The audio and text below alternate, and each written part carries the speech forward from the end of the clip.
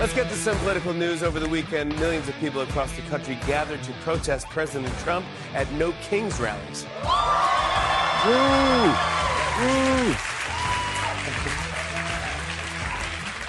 You know it's bad when 7 million people make plans on a Saturday then actually follow through, you know? Oh, that is hilarious. You know it's bad when 7 million people make a plan on a Saturday and then follow through. Were there any self-immolations? Because usually there are self-immolations when the Democrats do this sort of thing. Were there any gender transformation tents set up there? You know, they often at these affairs, like the Democratic Convention, remember they were giving out free sterilizations and abortions. They had the abortion vehicle. Wonder if they had any of those, because the news media might not mention that. And I love the use of the 7 million people, 7 million people. And this is because they claimed the last time they had one of these idiot circle fests that they claimed they had 5 million idiots, and this time they had to outdo their last made-up number. So they said we had 7 million people, and every filthy, dirty, rotten, stinking news media fraud and charlatan, not just limited to the Reverend Al Charlatan, who's an award-winning journalist at NBC Fake News. Now they say 7 million. There were 7 million people, and you just I Googled it this morning, and they've got the 7 million thing all over the place. No to authoritarianism. They use the words, but they don't know what they mean. 7 million rally across U.S. in historic No King's Day. They make these things up, and then they repeat the falsehood so many times that they themselves turn out believing them. They end up believing them, even though they know that they are the ones that made up the number. They are the ones that made up the talking point. But they say it. Now, who is it that made up? And I talked about this yesterday, and I did see this being discussed a bit last night on various media outlets, news media outlets. But nobody used the line that I used yesterday, which I think is the most appropriate. And that is that it turns out this 7 million number actually came from Hamas, came from the Hamas Ministry of Health. I said, hey, the Hamas Ministry of Health said we got 7 million people rallying in the United States. And there is no actual source for any of this. Large crowds rallied against Trump at No Kings protests across the country. Here's why protesters say they attended. Well, we played some of that for you yesterday. They have no idea, absolutely no clue. But the CNN headline, they got their signs, "We the people resist the fascist regime." It's authoritarian, it's fascism, and explain what those words mean. Trump's a bitch.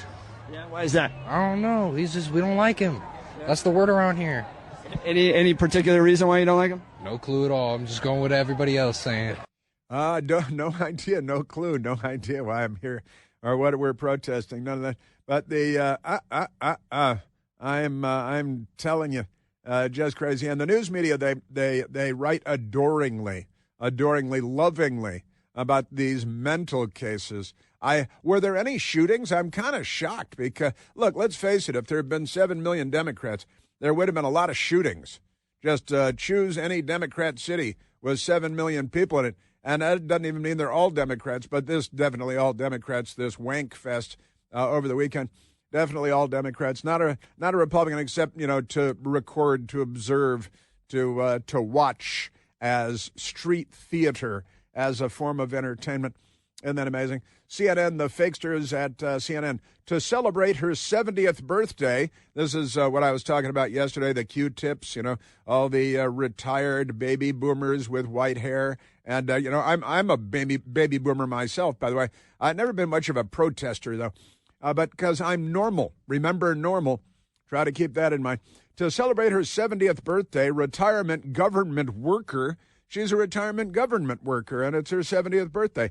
Peggy Cole says that she and a friend drove nearly 10 hours from her hometown of Flint, Michigan, to join a protest in Washington, D.C. on Saturday. I think there was one in Detroit, wasn't there? Too dangerous. They'd rather drive 10 hours, come to Washington, where the National Guard is here, and President Trump has made the city safer. So they drove 10 hours from Michigan, even though they had to drive past like 14 of these alleged protests because they were everywhere. They were everywhere. Don't you know They know where everything is happening. I got to tell you, the news media, they just love it.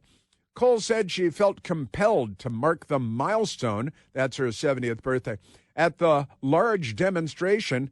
How did she? It wasn't really very large, because it's scary time for Americans and democracy is at stake. See, the Democrat Party brainwashes these people by the plane load.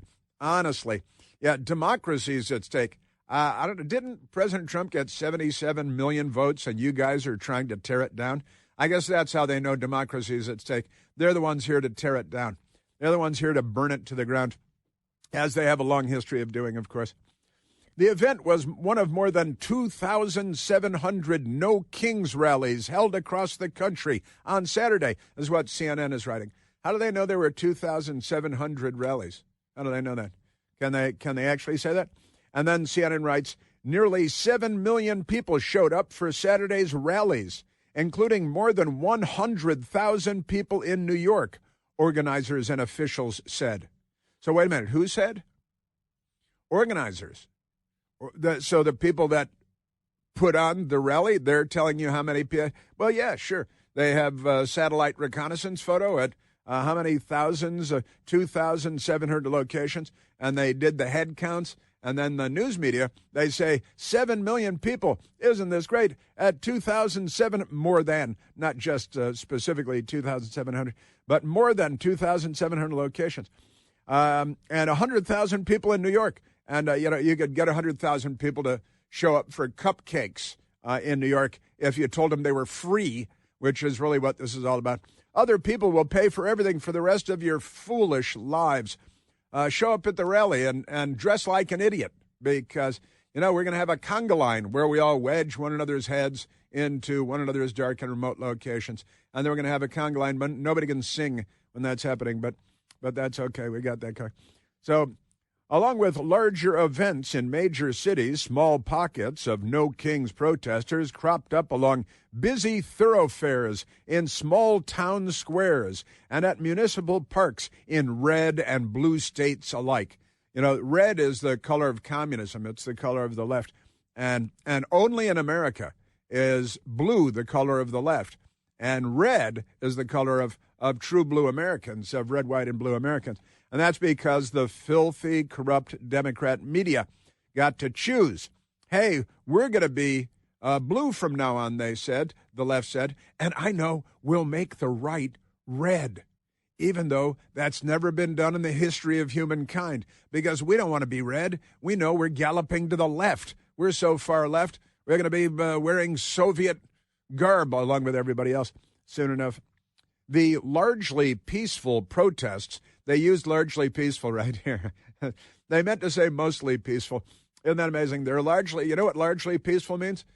Frequently violent. That's what largely peaceful means. That's media talk. I can translate that for you from liberal to English. The largely peaceful protests followed a tumultuous summer of mass immigration raids. There's nothing tumultuous about mass immigration raids. Oh, speaking of which, there's a news story out today that's real news, unlike this head up the rectum stuff from the frauds and phonies at CNN. I didn't mention this, but my best girl and I, we ended up going to an event at a left-wing bookstore in Washington. What was this, a week and a half ago or so? And it was an event for the retired former president, CEO of CNN, Tom Johnson.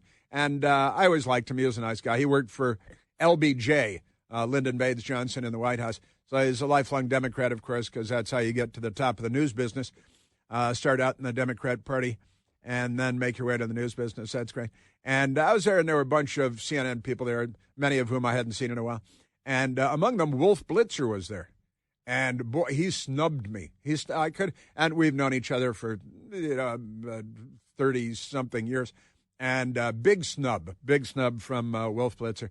And who else? There was another guy there that snubbed me too, but nobody even remembers who he was, so it doesn't matter. Another TV reporter, former TV reporter.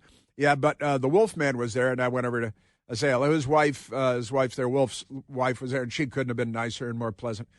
Came over to say hello and stuff. But Wolf, big snub from Wolf. And I was a little surprised by that because he's well, you know, what are you going to do? It's Washington in 2025 and the Democrats, the news business, all of that, completely nutty. Womp, womp, womp. Crazy people. But listen, there's a lot to talk about today. One of the things that the news media became very, very upset about yesterday is President Trump announced some time ago that he is going to build with private money a ballroom onto the White House and add a ballroom to the White House because the president's kind of easy to explain. I know all of you have been to the White House many, many times, as I have, and for Christmas parties and, you know, for all kinds of things. And the White House is lovely and it's nice.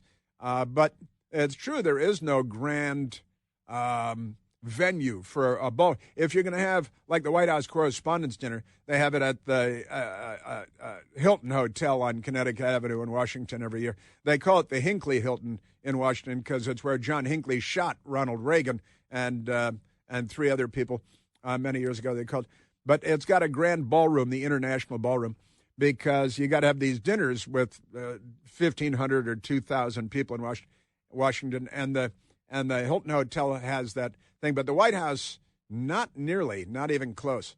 The East Room is about as big as it gets, and you're going to have a nice dinner there for not too many people. But the President of the United States, Donald John Trump, he's been to a few places here and there, and he's built a lot of places all over the world. And as president, he just recently is in Saudi Arabia, where the Saudis have grand venues, to Windsor Castle with King Charles and other royal venues. He's been to France, where they have events at La Louvre. I like to call it La Louvre. It's more fun. It sounds French. And they just had that fun robbery over the weekend, too. And the president said, well, I think the White House should have a larger ballroom. And so he got private money, people with money, to come in and say, well, we'll give you the money, build this giant ballroom. And so yesterday, it was noticed that a backhoe came in and took off a bit of the entrance of the East Wing and of the White House, where the First Lady's office is and the Social Secretary's office is, and things like that. And the Democrats are acting like he just blew up the pyramids. I mean, it's like he just knocked over the Eiffel Tower in Paris. The East Wing was built in 1942, and they built a couple of rooms over a bunker that was being built because the Germans and their Socialist Workers' Party were a danger to the United States, what with World War II and everything. But the Washington Post had a headline because, oh no, Trump is adding a room to the White House. We can't have that. And it's all been announced way ahead of time. And the headline of the Washington Post: White House begins demolishing East Wing facade to build Trump's ballroom. Trump's ballroom. Thank you. It'll always be called Trump's ballroom for the next 500 years. It'll be Trump's ballroom. And the Independent out of the UK: Trump's wrecking crew starts East Wing demolition for White House ballroom. Quote, more damage than the British did in 1814, end quote. Well, again, the East Wing, the First Lady's Wing, was built in 1942. The British, maybe they should have done that story when President Trump and the first family had to be evacuated to the bunker underneath the East Wing because of the violent mob of Democrats outside in 2020. But never mind that. And of course, they're completely unaware of all history. I went and pulled the pictures yesterday of what Harry Truman did renovating the White House. Completely gutted it down to the bare bones. They tried to save some of the wood floors and some of the plaster moldings, but otherwise completely gutted it. And they're all going crazy. They're going, the fake news media, just ridiculous. Completely ridiculous. Also, I don't know if you've noticed, but gas has fallen below $3 a gallon. And Newsweek magazine said gas prices fall below $3 for first time under Trump. You mean in the last nearly 10 months? I guess it is 10 months officially now. 10 months officially. Yeah, so gas prices plummeting, falling. That means food costs less at the grocery store, at restaurants. That means Family travel costs less. Means you're going back and forth to work every day costs less. Means you save money. It's a rebate. And never mind that. Yes, sir.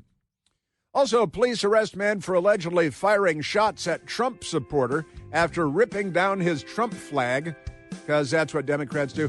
And a Democrat who's now been identified, a Democrat activist, shouting racist slurs at Winsome Earl Sears in Virginia at a football game. And it turns out he's a plugged-in Democrat donor and all that. We've got that going. The Democrats voted to keep the government shut down again yesterday, and the news media continues to blame Republicans because they're filth. Filth, I tell you. We're at 888-630-9625.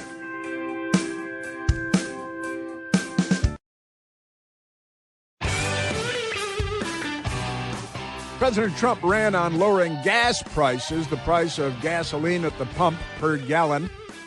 And now the news reporting all over the places, gas prices in a whole lot of states, not in every state, is now below $3 a gallon. Let's take a phone call, Michael. Let's go to Brian on line 3, calling from the great state of Arkansas. Brian, you are on the Chris Plant Show. Hey, Chris, I'm calling you from the fiefdom of Arkansas. The fiefdom. Excellent. Wonderful. What do you see going on there? And I just filled up my my huge SUV at Costco just a minute ago, and I paid $2.32 a gallon. $2.32 a gallon at the Costco. Costco has better prices than the gas station down the street, right? They do, and I think you'd find it interesting. I live in Perrin, just down the road from the infamous party house for the Clinton Rose Law Firm. Wow. Get out of there. That's probably where Chelsea was conceived by Webb Hubble. Yeah, a lot of suspicious things going on back in the 90s around my house. A lot of suspicious things. I'm sure that that's true. Yeah, and it's the party house for the Clintons and the Crooked Rose Law Firm with all their great investment schemes and all of that. And everybody knows that Chelsea Clinton looks, the daughter of allegedly Bill Clinton and Chelsea Clinton, looks exactly, she's the spit and image of Webb Hubble, who was one of the partners at the Rose Law Firm, right? Yeah, isn't that funny, huh? Yeah, peculiar. I mean, you look at Chelsea's face and Webb Hubble's face, and there's no daylight between them. It's not flattering for anyone. $2.32 for gas.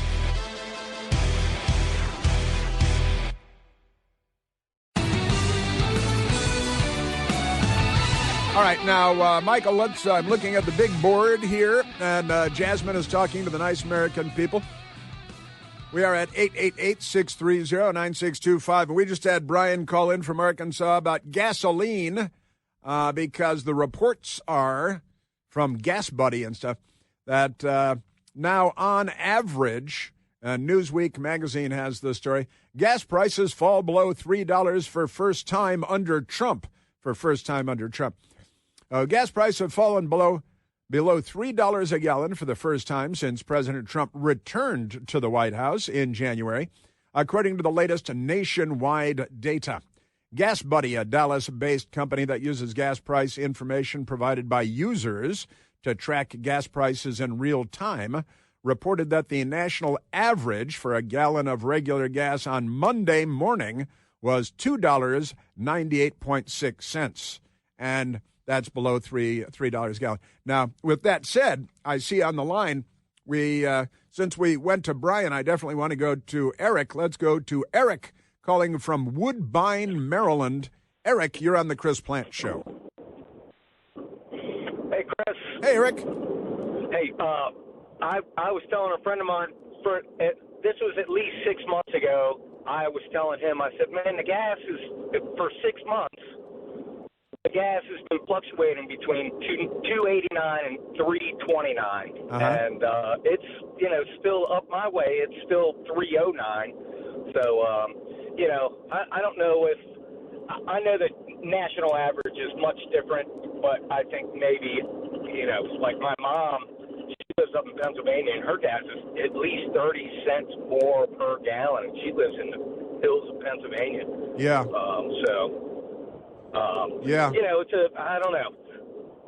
I'm not going to be impressed until I see below $2.50 a gallon. Anyhow. I understand that completely. Mm-hmm. And you know what a huge part of this is taxes, of course.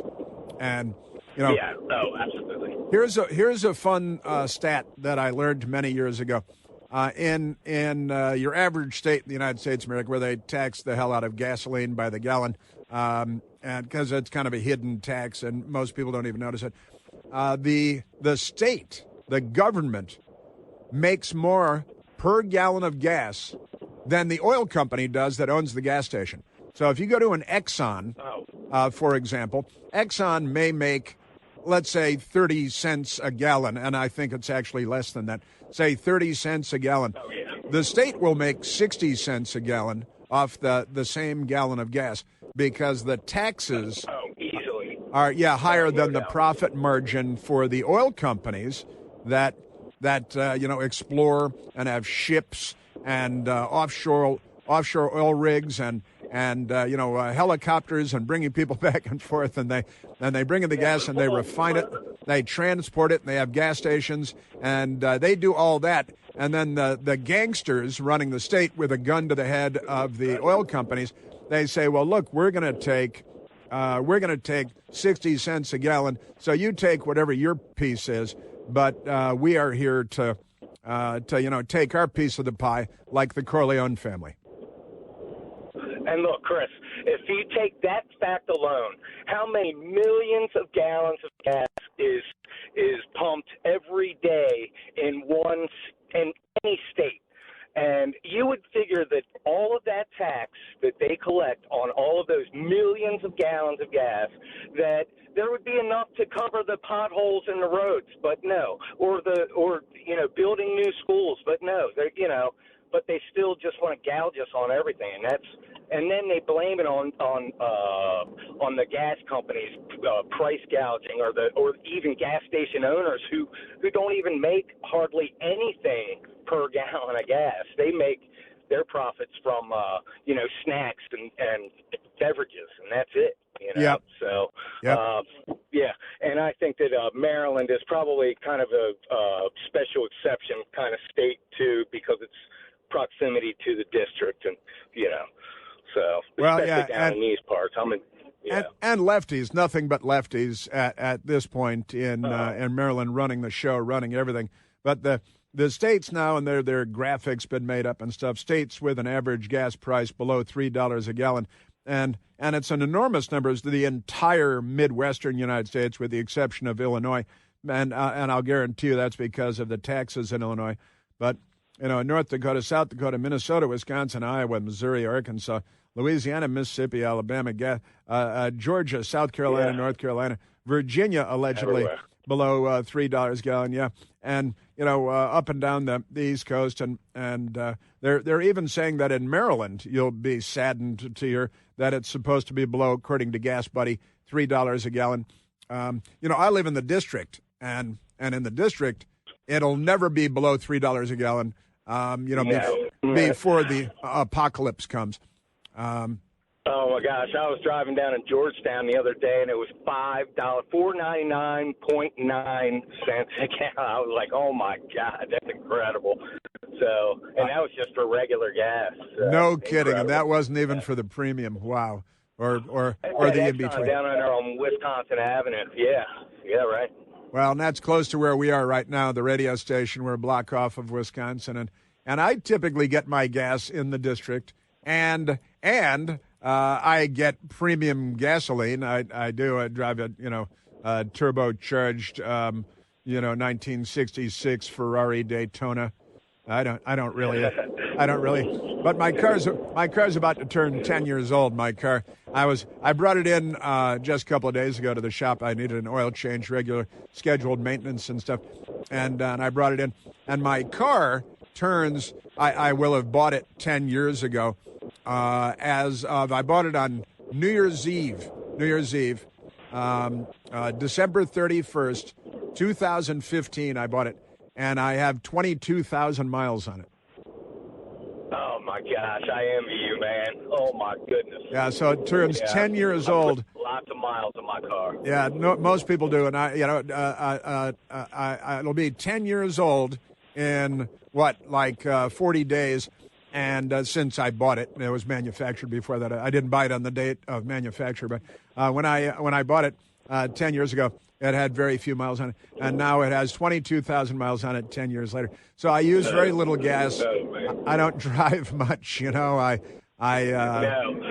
so you're out of touch, so stay in your lane, Chris. I know. That's exactly right.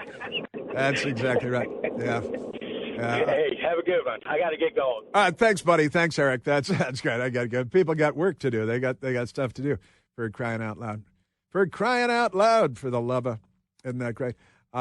Speaking of gas prices and oil prices and things, I caught this yesterday that nobody's paying any attention to either.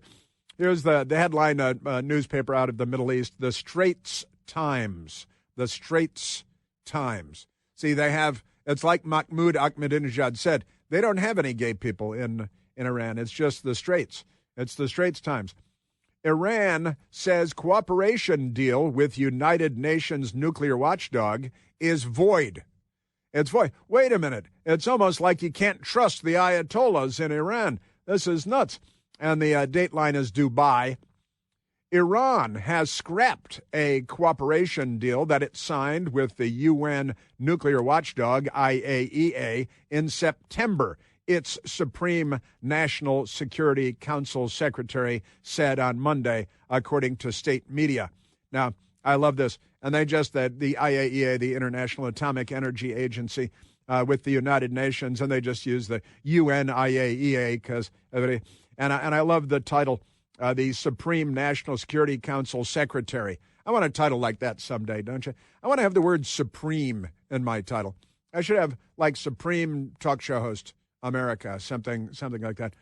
A statement, the statement from out of the Iranians and the Supreme guy. The statement came around 3 weeks after Iran's foreign minister, Abbas Araghchi, said Tehran would scrap the agreement, which let the IAEA resume inspections of its nuclear sites if Western powers reinstated UN sanctions. Those were reinstated last month. So Iran, these are the deals that Barack Obama cuts with Iran. And so you can duck out at any time. You don't have to let the inspectors in. You can have secret, underground, covert nuclear facilities where we have no idea what's going on, and that's okay. The confirmation of Iran dropping out will be a setback for the International Atomic Energy Agency, which has been trying to rebuild cooperation with Tehran since Israel and the United States bombed the nuclear sites in June. The agreement has been canceled, Ali Larijani said while meeting with his Iraqi counterpart in Tehran, according to state media. Of course, if the agency has a proposal, we will review it in the Secretariat. The Secretariat, that's a horse. That's a racehorse, the Secretariat. But isn't that amazing? So they just dropped out. Iran said, oh, yeah, we're no longer, that nuclear deal that we signed just, when was it? A couple of months ago. Yeah, we're scrapping that. That's no longer a part of our thing. And that's why, in the end, they leave you no choice but to bomb the hell out of them. Now, again, they scrapped the cooperation deal. They signed with the UN, the International Atomic Energy Agency, in September. It's now October, and they dropped out of it. And you know what Democrats will do? Blame Trump for bombing their nuclear facilities because they want the terrorist bomb. That's their goal. Isn't that amazing? Yes, it is. All right, so we got that going for us. So it's not like Iran needs nuclear energy. They're perhaps the most oil rich, certainly one of the most oil rich countries on planet Earth, and they say, oh no, it's all for peaceful purposes, like bombing the Jews. It's a sliding scale of peaceful. It's kind of like Democrats. Democrats and the jihad have got a lot in common. A lot in common indeed. Yes, sir. So we got that going for us.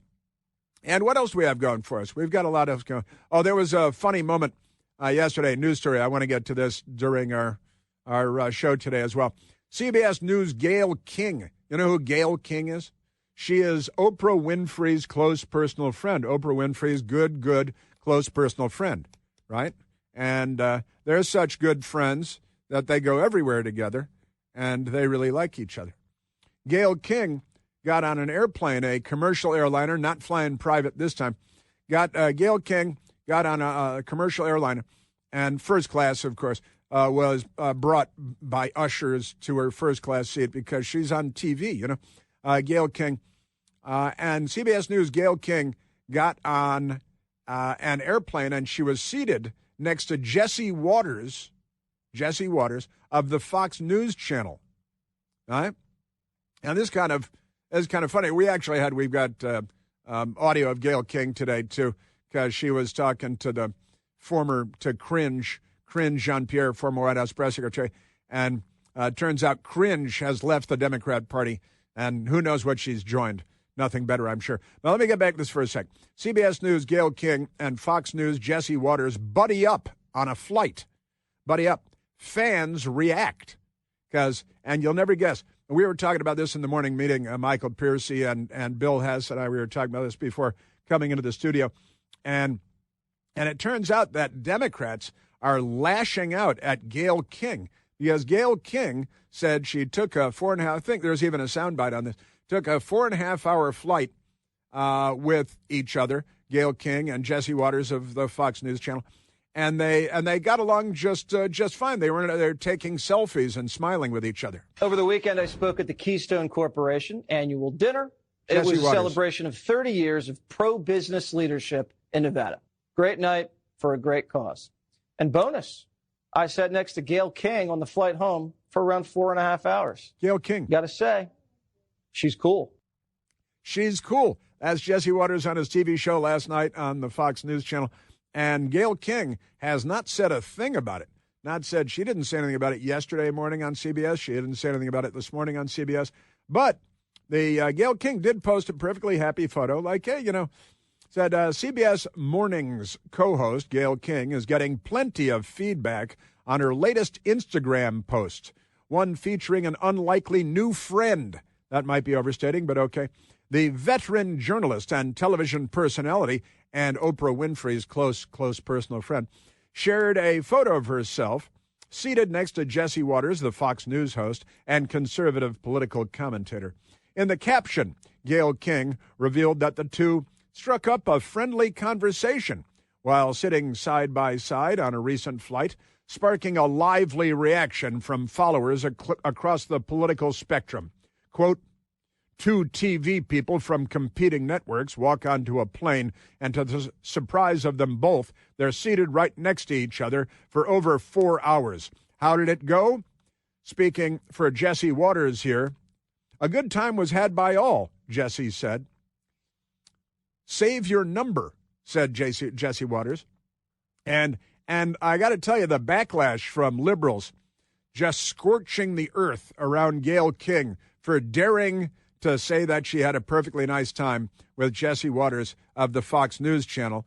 And Michael and Bill and I were talking about this before the show this morning and said, you know what? The thing is, there are no conservatives online attacking Jesse Waters for getting along with Gayle King. Nobody is attacking, scorching him, calling him all kinds of terrible names, and they're all calling her terrible names. Oprah's tone-deaf bestie not reading the room. This is on Twitter. Ew, from David Dinar. He's not straight, I think. I'm over Gayle King. After she called herself an astronaut, that was it for me. That's one. I guess she went up into space for 2 minutes with Jeff Bezos on his rocket ship. What does his rocket ship look like again? It's a big club. And you sure as beep ain't in it. It says sweaty. I think this one, flame on the side of something, meant to call her sweetie, but called her sweaty because flame on the side is illiterate, doesn't know the English language very well. I'd say she's missing the optics of this. However, this is who she is, always has been. Sure. This is why these goons get away with their racism, misogyny, and blatant lies. People normalize them like it's just a difference of opinion. It's not. People like Jesse Waters should be shunned from polite society. I'm beginning to think that the left is angry. Have you picked up on that too? Gotta say, she's cool.